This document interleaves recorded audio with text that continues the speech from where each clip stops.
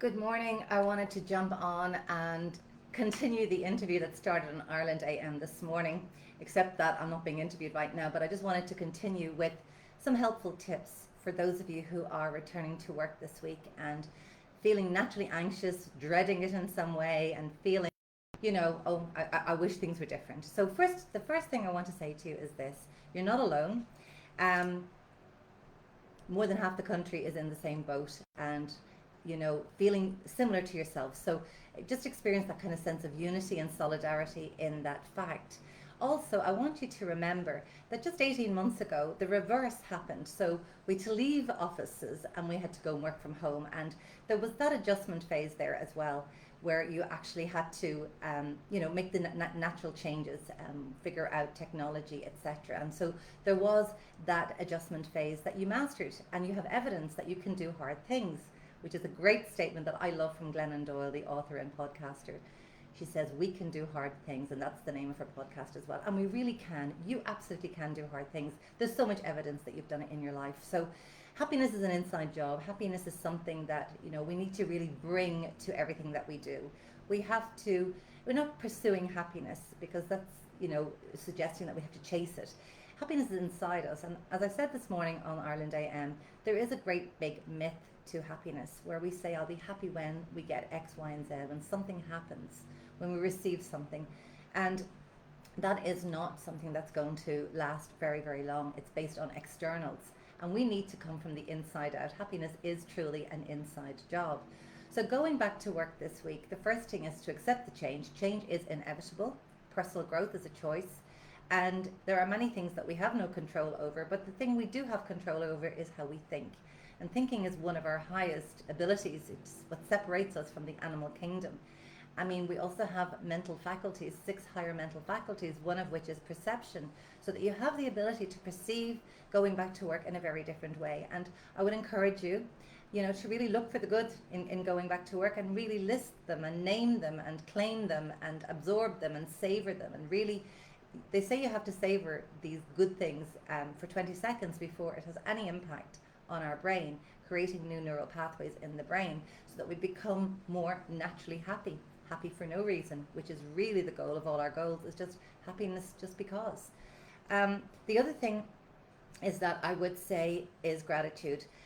Gratitude is a natural antidepressant. I learned that from a meditation teacher called Emily Fletcher. She said gratitude is a natural antidepressant, and the reason for that is when we're in a state of gratitude, sincere gratitude for the things that are working in our lives, we actually release neurotransmitters from the brain into our system, serotonin and dopamine. And serotonin is one of the ingredients in a manufactured antidepressant, but we can actually produce it ourselves with deep gratitude, really appreciating things.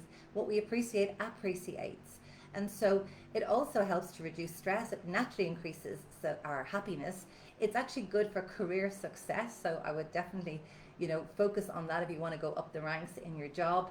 And, understand too that it's better for relationships. It naturally helps you with your self-esteem. And the other thing I would say is to create some healthy boundaries around yourself. We all know the negative Nellies and the negative Nigels, and it's not to get too caught up in their negativity around going back to work as being a bad thing and making it worse. So stay away. We become the equivalent of 5 people that we hang around with most, and you absolutely can decide who gets into your inner circle and not to entertain that negativity. It'll bring you down. I mean, we're already, the average person, thinking between 60 and 80,000 thoughts a day, 80% of which are negative and untrue. So, more negativity coming from other people, it's exhausting and it really is debilitating, and you don't want to enter into that as a habit. So the fact that you've had this distance for all these months and there is a negative Nelly or a negative Nigel in the office, well, steer clear. You've been warned. The other thing too is, one thing I'd say is obviously spending more time now in traffic, yes, is not the nicest thing, but however, what about considering having it like your moving mobile library or university? I certainly, with Bluetooth, can listen to really great podcasts and audible books, and I quite enjoy it actually. So, I feel that I'm being inspired and motivated, and that's something that you can consider too on your journey into the workplace. So There's a great quote here from a man called W. Clement Stone, and it was a businessman and a self-help author. He lived to be 100 years, so I think he knows what he's talking about. And he said there's very little difference in people, but that little difference makes a big difference. And the little difference is attitude. The big difference is whether it's positive or negative. So, I'm not trying to say that, think positively all day long. In actual fact, that is not necessarily the way to go.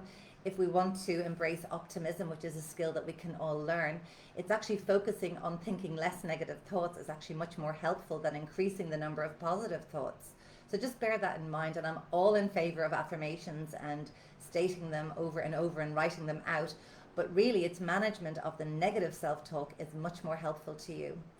So as you go back into the week and the work and all the rest, and I really want you to consider, if there is something that's bothering you at work that's fixable, get it sorted. Go to your manager, go to the HR department, but don't quit your job too quickly, because obviously that wouldn't be a sensible thing to do if you have bills to pay, etc., and you need it for stability reasons, or maybe you are in that job to help you, in another way in your career.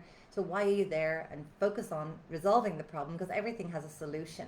But if really and truly you're grossly unhappy at work, which I have been numerous times in different careers, I have been a job hopper, a career jumper, and I recognize that I wasn't giving my best any longer. I wasn't feeling fulfilled in the jobs, and I decided to leave.